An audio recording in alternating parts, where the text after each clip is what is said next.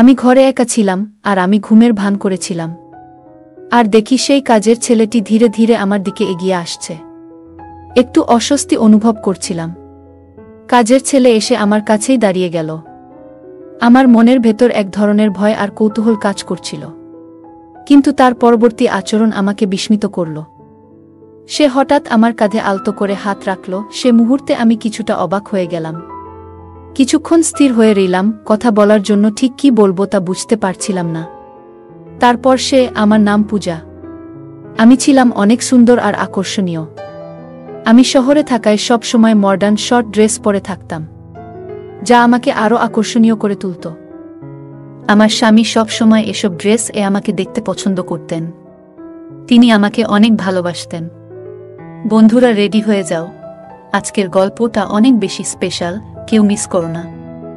আর গল্পগুলো ভালো লাগলে ভিডিওটি লাইক, শেয়ার এবং চ্যানেলটি সাবস্ক্রাইব করো প্লিজ।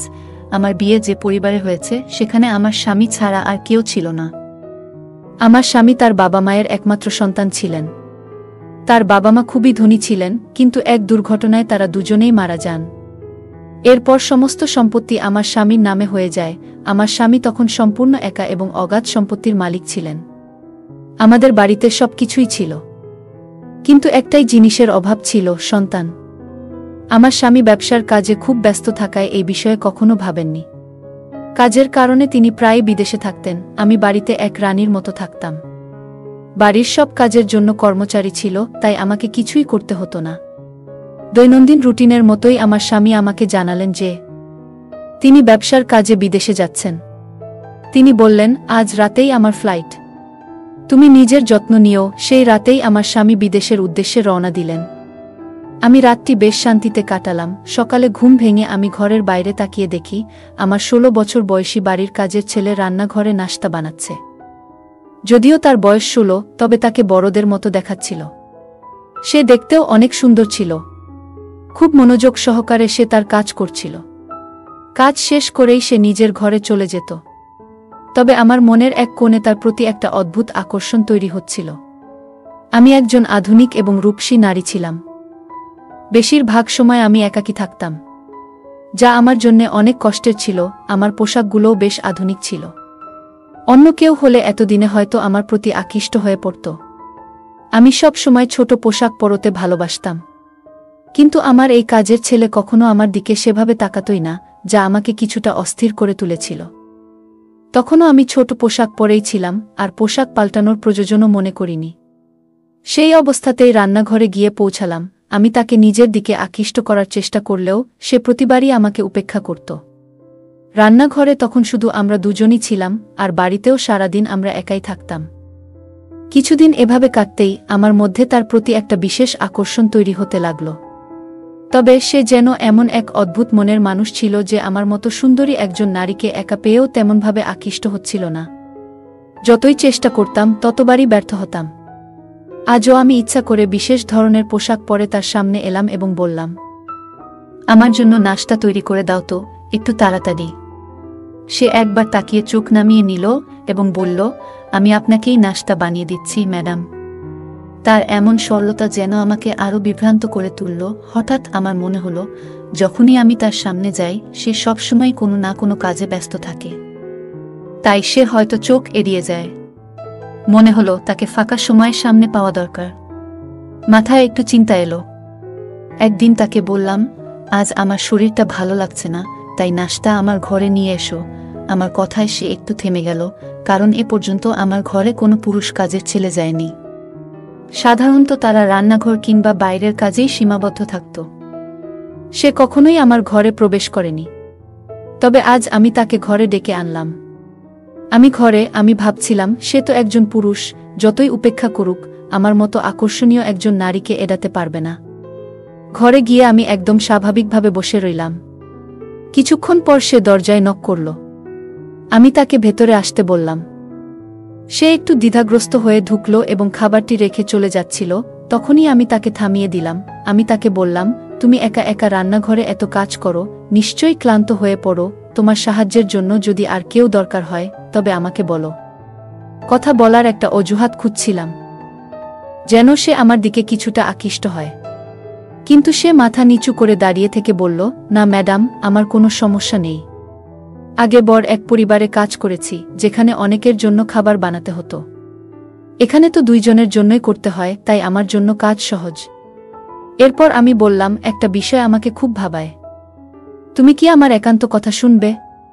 সে কিছুটা বিস্মিত হয়ে আমার দিকে তাকালো। আমি বললাম, আমার স্বামী আমাকে সবসময় স্বাধীনতা দিয়েছেন, কিন্তু এই স্বাধীনতার অর্থ এতটা স্বাধীন ভাবিনি যে আমাকে বাড়ির যুবক কাজের লোকদের মাঝে একা রেখে তিনি চলে যাবেন। আমি বললাম, আমার স্বামী তোমার উপর এত বিশ্বাস করেন কেন? তোমার মধ্যে এমন কি আছে? আমার প্রশ্ন শুনে সে কিছুক্ষণ চুপ থাকল। তারপর বলল, এটা তো আপনার স্বামীই বলতে পারবেন। আমার কাজ এই বাড়ির দায়িত্ব পালন করা, আর সেটা আমি যথাযথভাবে করছি। যদি কোনো অভিযোগ থাকে তাহলে আপনি তাকে জানাতে পারেন। সে চলে যাওয়ার চেষ্টা করছিল, তখনই আমি বললাম, আমার তোমার উপর বেশ কিছু অভিযোগ আছে। আমার কথায় সে একটু অস্থির হয়ে গেল, কারণ আমার সুরে কিছুটা কড়াভাব ছিল। সে ভেবেছিল আমি হয়তো তার কাজ নিয়ে অসন্তুষ্ট, আসলে আমার মনোভাব অন্যরকম ছিল। সে চিন্তিত হয়ে বলল, আপনার কি অভিযোগ আছে আমার বিরুদ্ধে? আমি তো সবসময় চেষ্টা করি যাতে আপনাকে কোনো অসুবিধা না হয়। আমি বললাম, এই বাড়িতে রাতে একা থাকলে আমার একটু ভয় লাগে। আমি চাই আমার সঙ্গে একটি সাহায্যকারী থাকুক, কারণ বাড়ির সবাই কাজ শেষে কোয়ার্টারে চলে যায়। আমার কথা শুনে সে কিছুটা বিস্মিত হল। আমি ইচ্ছা করেই তাকে কিছুক্ষণ আমার ঘরে রাখতে চেয়েছিলাম। মনে মনে নিশ্চিত ছিলাম যে সে আমার দিকে বেশিক্ষণ তাকিয়ে থাকতে পারবে না। আমার সামনে খাবার ছিল, তবে তখন আমার মন সেই নতুন কাজের ছেলেটির দিকে চলে গিয়েছিল, যার বয়স মাত্র 16। আমাদের কথোপকথন চলছিল এবং হঠাৎ খেয়াল করলাম, তার দিকে তাকিয়ে থাকতে থাকতে আমার দৃষ্টি একসময় তার দিকে নেমে এলো। আমি একটু থমকে গেলাম। আমার এমনভাবে তাকানো দেখে ছেলেটি একটু অস্বস্তিতে পড়ল এবং কৌতূহলী চোখে তাকিয়ে বলল, ম্যাডাম, এসব বিষয়ে আপনার স্বামীর সঙ্গে শেয়ার করুন। এরপর সে দ্রুত ঘর থেকে বেরিয়ে গেল, আর আমি চুপচাপ বসে ভাবতে লাগলাম, যাকে এতদিন শুধু কাজের ছেলে ভেবেছিলাম, সে যেন সম্পূর্ণ আলাদা এক ব্যক্তিত্ব।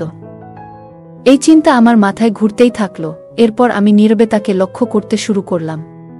পরদিনও আমি তাকে আমার ঘরে আসতে বলার চেষ্টা করলাম, কিন্তু সে সোজাসাপটা বলে দিল, আমি বাজারে যাচ্ছি, তাই নাশতা বাইরে করে নিন। তার কথায় আমি অবাক হয়ে গেলাম। কেন যেন তাকে নিয়ে আর কোনো আদেশ দিতে পারছিলাম না। মাঝে মাঝে সে আমাকে লুকিয়ে দেখত। একদিন দুপুরে ঘুম থেকে উঠে মনে হলো তার জীবনটা কেমন তা জানার ইচ্ছে হলো। তাই আমি কোয়ার্টারের দিকে পা বাড়ালাম, কারণ সে কোয়ার্টারে থাকে। যেন দেখার চেষ্টা করি তার জীবনযাত্রা কেমন। জানতাম সে কোয়ার্টারেই থাকে। তাকে নিয়ে আমার কৌতূহল যেন দিন দিন বাড়ছিল। আমি তখন কোয়ার্টারের দিকে এগোচ্ছিলাম, হঠাৎ দেখলাম সে ধীরে দরজা বন্ধ করছে। আমি চুপচাপ দাঁড়িয়ে তার দিকে তাকিয়ে রইলাম। এরপর সে বাড়ির দিকে পা বাড়ালো এবং সোজা আমার ঘরের দিকে হাঁটতে লাগল। সে আস্তে করে আমার ঘরের দরজা খুলল এবং ভেতরে ঢুকে গেল। আমার মন আতঙ্কে ভরে উঠল, কারণ সে নিশ্চয়ই বুঝে যাবে আমি ঘরে নেই।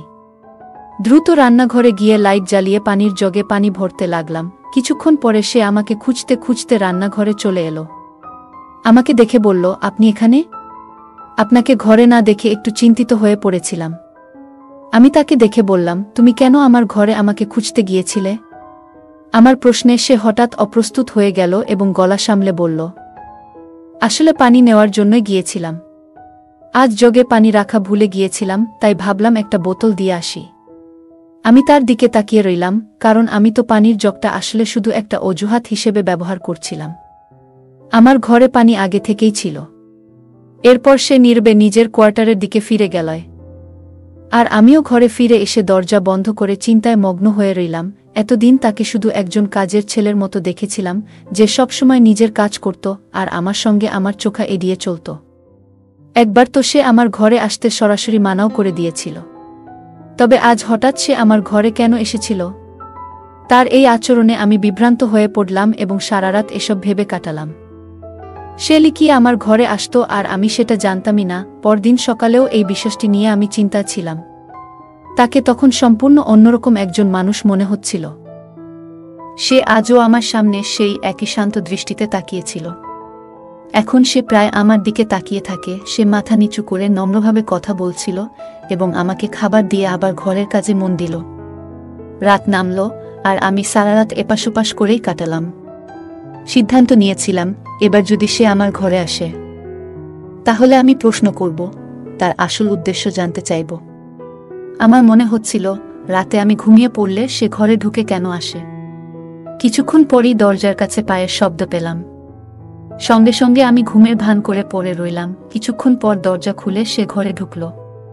তার এভাবে ঘরে আসা আমাকে অস্বস্তিতে ফেলে দিল। সত্যি বলতে আমি খারাপ চরিত্রের কেউ নই, তবে তাকে নিয়ে এক অদ্ভুত আকর্ষণ অনুভব করছিলাম, তাই তার মনোযোগ পেতে চেষ্টা করছিলাম। কিন্তু কখনোই মনে করিনি সে আমার সম্মানহানি করবে বা আমার একাকিত্বের সুযোগ নেবে।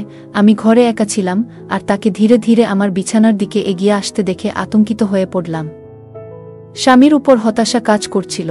কিভাবে সে আমাকে একা এখানে রেখে অচেনা লোকের উপর এতটা বিশ্বাস করতে পারল? কাজের ছেলেটি আমার বিছানার কাছে এসে থেমে গেল। আমার বুকটা আতঙ্কে ধকধক করতে লাগল, কিন্তু তার পরবর্তী আচরণ আমাকে অবাক করল। সে হঠাৎ আমাকে এমনভাবে স্পর্শ করল যে আমি কিছুটা বিস্মিত হয়ে পড়লাম।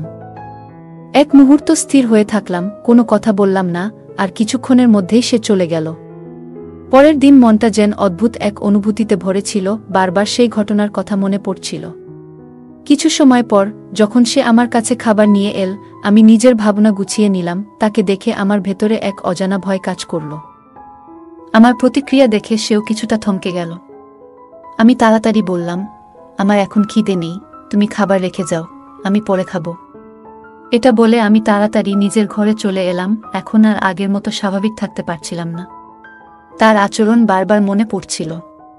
পরের রাতেও সে একইভাবে আমার ঘরে এলো এবং আমার বিছানার কাছে এগিয়ে এলো। আমি ঘুমের ভান ধরে পড়ে রইলাম। যদিও মনে মনে তার সাথে প্রশ্ন করতে চাইছিলাম, কিন্তু আমার মধ্যে যেন সেই সাহসটা খুঁজে পাচ্ছিলাম না। প্রতিদিন একই ঘটনা ঘটতে থাকল, আর যখনই আমার স্বামী ফোন করত আমি সব ঠিক আছে বলেই কাটিয়ে দিতাম। কিন্তু দিন দিন আমার অস্বস্তি বাড়তে লাগল। সে লুকিয়ে আসত আর আমার কাছে এসে চুপচাপ দাঁড়ায় থাকত এবং পরে চলে যেত। মনে হতো তার মধ্যে এক অদ্ভুত রহস্য লুকিয়ে আছে, যা আমি জানতাম না। এক রাতে সে আবার আমার ঘরে ঢুকল এবং সে চলে যাওয়ার পর আমি আস্তে করে উঠে তার পেছনে এগোলাম।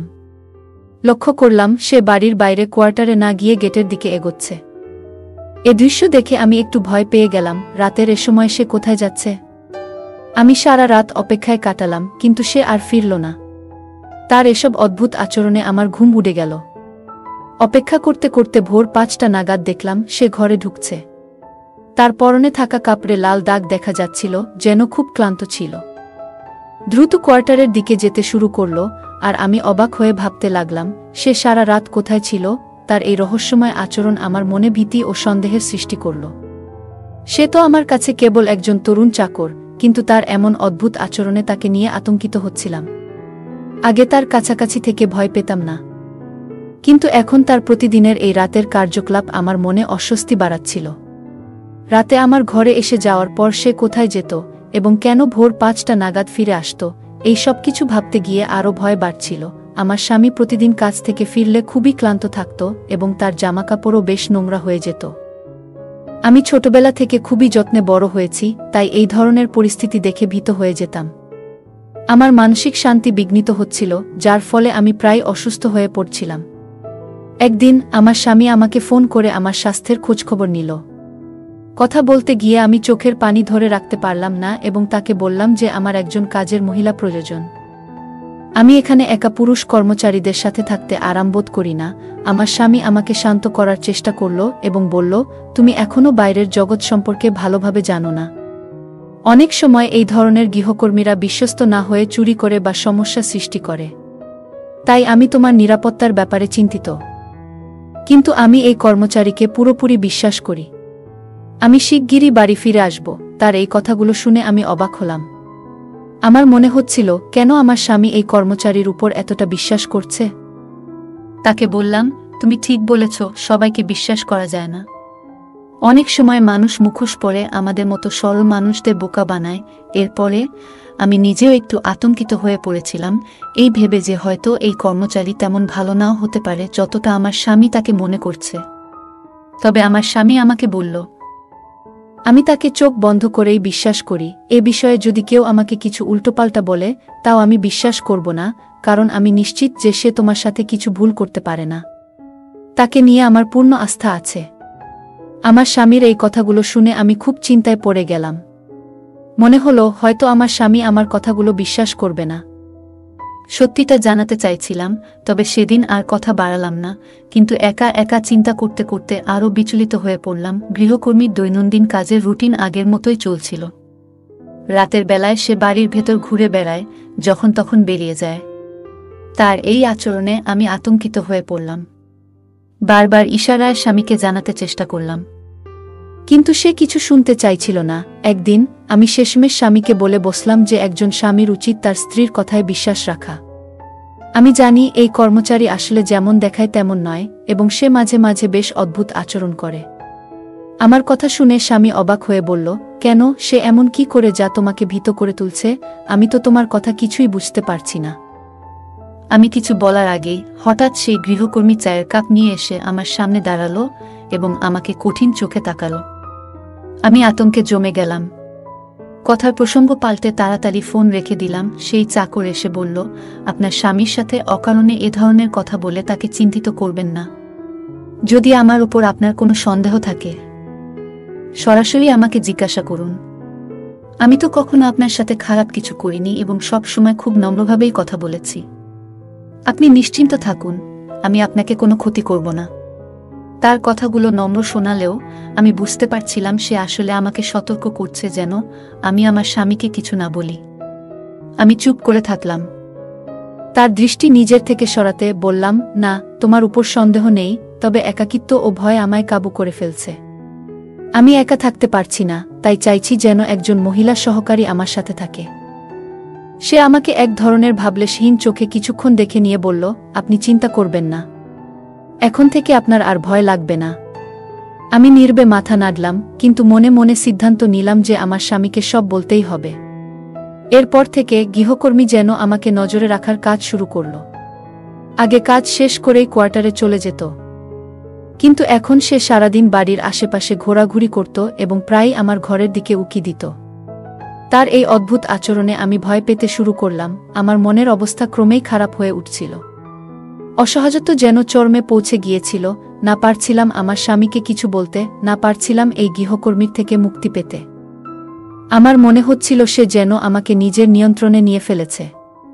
ঠিক সেই সময় আমার স্বামী আমাকে জানালেন যে তিনি বাড়ি ফিরছেন। এই খবর শুনে আমার মুখে আনন্দের ছোঁয়া এলো। আমি অপেক্ষা করতে লাগলাম যেন সামনে বসে তাকে সব কিছু জানাতে পারি। কিছুদিন পর আমার স্বামী বাড়ি ফিরে এলেন। কাজের ছেলে আবার আগের রুটিনে ফিরে গেল, কাজ শেষ করেই বাইরে চলে যাচ্ছিল। আমি তখন স্বামীর সাথে একান্তে সময় কাটাচ্ছিলাম। আমার অবস্থা দেখে স্বামী অবাক হয়ে বললেন, তুমি এত দুর্বল হয়ে পড়েছ কেন? বাড়ির সব ব্যবস্থাই তো রয়েছে, আর এই গৃহকর্মীও তো বলেছে যে সে তোমার বেশ খেয়াল রেখেছে। আমি তার উপর বিশ্বাস করি, সে নিশ্চয়ই ঠিকমতো খেয়াল রেখেছে। তবে কি এমন কি ঘটেছে যা তোমাকে এমন দুর্বল করে দিয়েছে? তার কথা শুনে আমি চুপচাপ তাকিয়ে রইলাম। তখনও তিনি গৃহকর্মীকে একজন ভালো কর্মচারী হিসেবেই দেখছিলেন। আমি বললাম, আমার সমস্যার কারণ এই চাকর। আমি তার সাথে স্বস্তি পাচ্ছি না। আমি চেয়েছিলাম যেন কোনোভাবে আমার স্বামী তাকে দূরে রাখে। প্রতিদিন সে আমার ঘরে আসত, আর আমি চাইলেও কিছু করতে পারছিলাম না। আমি জানতাম সে বুঝে গেছে যে আমি তার উদ্দেশ্য সম্পর্কে সচেতন। আমার কথা শুনে স্বামী গভীরভাবে চিন্তায় পড়লেন এবং বললেন, আমাকে ক্ষমা করো। আমি জানতাম না যে সে এমন হতে পারে। অন্ধবিশ্বাস করেছিলাম। তার চোখে অবিশ্বাসের ছাপ ছিল, তবে আমি তাকে বোঝাতে সক্ষম হলাম যে এটাই সত্য। সে আমার স্বামীকে এতটাই মানসিক কষ্ট দিয়েছিল যে একদিন তার শরীর খারাপ হয়ে যায় এবং তাকে হাসপাতালে নিয়ে যেতে হয়। আমি খুবই উদ্বিগ্ন হয়ে পড়লাম, যদি স্বামীর কিছু হয়ে যেত, তবে আমি নিজে বাঁচতে পারতাম না। আমার স্বামীর জন্য চোখের পানি ফেলছিলাম, তখনই হঠাৎ সেই চাকর এসে বলল, আপনি কি এমন কিছু বলেছেন যা তার এ অবস্থার কারণ হয়েছে? আমি অবাক হয়ে বললাম, তিনি আমার স্বামী, আমি যখন ইচ্ছা তার সাথে কথা বলতে পারি। সে আমার কথা শুনে চলে গেল। 10 দিন পর আমার স্বামী সুস্থ হয়ে বাড়ি ফিরলেন। আমি চুপচাপ ছিলাম এবং তাকে বললাম, আমি আসলে কোনো গোপনীয় কিছু বলিনি। বাড়িতে কিছুই ঘটেনি, শুধু চাইছি তুমি আমার পাশে থাকো। আমি তাকে বোঝানোর চেষ্টা করলাম, কিন্তু তিনি বললেন, তুমি এভাবে কথার প্রসঙ্গ বদলাচ্ছ কেন? আমি নিশ্চয়ই সেই গৃহকর্মীকে জিজ্ঞেস করব এবং তাকে বাড়ি থেকে বের করে দেব। আমি বিশ্বাস করতে পারছি না, এতদিন তাকে ভরসা করে এসেছি, অথচ সে আমাদের এমনভাবে ঠকিয়েছে। স্বামীর কথায় আমি অস্বস্তিতে পড়লাম। তিনি মানসিক চাপে ছিলেন এবং দৃঢ় সিদ্ধান্ত নিয়েছিলেন গৃহকর্মীর সাথে কথা বলার। কিন্তু আমি ভীত ছিলাম, কারণ মনে হচ্ছিল যদি আমার স্বামী গৃহকর্মীর সাথে কথা বলেন তবে সে হয়তো তাকে আরও বিপদে ফেলবে। আমি ভেবেছিলাম আমার স্বামীকে গৃহকর্মীর কাছ থেকে বিপদে পড়তে দিই না। তাকে এ বিষয়ে বোঝানোর অনেক চেষ্টা করলাম, কিন্তু তিনি একবারও শুনলেন না। একদিন স্বামী আমাকে শপিংয়ে পাঠালেন, আর আমি চিন্তায় পড়ে গেলাম, এতক্ষণে তিনি হয়তো চাকরটির সাথে একাই কথা বলছেন। মনের অস্থিরতায় শপিং বাদ দিয়ে তৎক্ষণাৎ বাড়ি ফিরলাম। ঠিক যেমন ভাবছিলাম, স্বামীর ঘর থেকে তর্কাতর্কির আওয়াজ শোনা যাচ্ছিল। আমার স্বামী খুব রেগে গিয়ে গৃহকর্মীকে কিছু বলছিলেন। তার কথায় আমি হতবাক হয়ে গেলাম। আমার স্বামী বলছিলেন, আমি তো বলেছিলাম সেই তাবিজটা সতর্কতার সাথে আমার স্ত্রীর উপর থেকে সরিয়ে বাইরে গিয়ে মাটিতে পুঁতে রাখতে। আমি এটি সন্তান লাভের জন্য সংগ্রহ করেছি। আসলে সে অসুস্থ, আর তাই তাকে জানাতে চাইনি। গোপনে তোমাকে দিয়ে এই কাজটি করাতে চেয়েছিলাম, কিন্তু হয়তো সে কিছু সন্দেহ করেছে। এ কথা শুনে আমি কান্নাজড়িত অবস্থায় ঘরে ঢুকলাম। এতদিন ধরে স্বামী আমাকে বলেছিলেন যে তার নিজেরই শারীরিক অসুস্থতা আছে, তাই সন্তান হচ্ছে না। কিন্তু আসল সত্যি ছিল, অসুস্থ ছিলাম আমি। আমার অসুখ এমন যে চিকিৎসার পাশাপাশি বিশেষ পদ্ধতির দরকার। এজন্যই তিনি আমার অসুখের কথা গোপন রেখেছিলেন, যাতে আমি মানসিকভাবে ভেঙে না পড়ি। আমার স্বামী আমাকে অনেক ভালোবাসতেন। আমার স্বামী কখনোই আমাকে মানসিকভাবে ভেঙে পড়তে দেননি।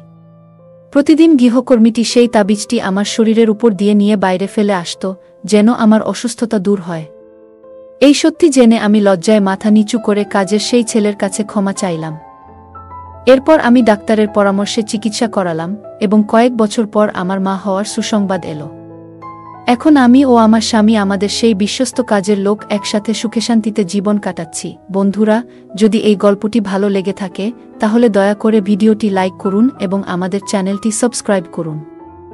পাশে থাকা বেল আইকনটি প্রেস করুন, যাতে করে আমরা যখনই নতুন ভিডিও আপলোড করি তার নোটিফিকেশন সবার আগে আপনার কাছে পৌঁছে যায়। ধন্যবাদ, দেখা হবে আমাদের পরবর্তী ভিডিওতে।